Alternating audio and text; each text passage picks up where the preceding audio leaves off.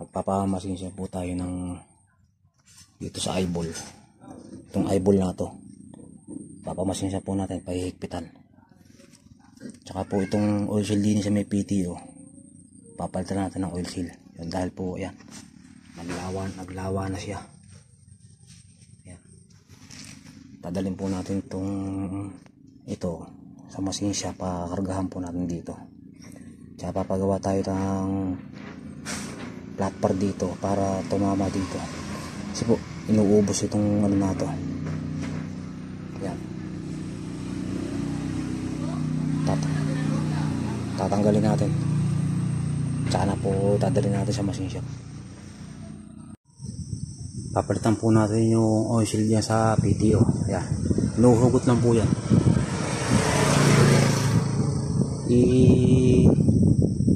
Pag po kayo tinatamad mag-alis ng ATM, yan, ganyan lang po ituwad nyo.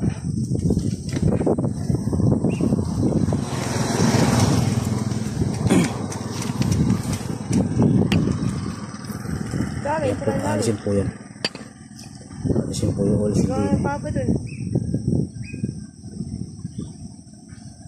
Ganyan lang po ang napalitan na natin ng oil seal.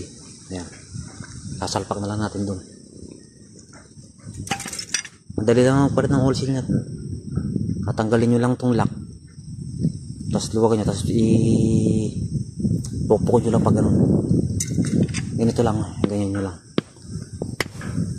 Kusa na malalaglag yan. Tapos dun nung sa may, ano na, may timing yun. Susuot nyo lang din ito. Ganun lang ang pag-ano yan, para hindi malaglag yung bushing dun sa may loob nung ano. Ngayon, may mga lock po yan. Ayan yung lock dyan, tsaka ere. Ere din naman nilalagay dito. Ayan ang ganyan din para hindi tumukod dun sa may pinakaan niya. Kasi pag lumuwag yung bearing nito, gaganong-ganon. Ere pinakasuporta niya dito. Ganun ang yan po sa dulo na yon. Meron pong bushing na ganito yan sa spline. Ingatan nyo po na malaglag yun para hindi na kayo dumukot. Para pag sinalpak nyo to, dire-diretso na lang. Ganon. Huwag nyo bibiglain ng hatak. At siguradong malalaglag yung pinaka bushing spline dito sa dulo na to. Ayan, nakakabit na siya. Kakasalpak na lang natin din steady kita natin to. Okay na rin yan. Ayan po, Kubota 4018 unit. Ayan.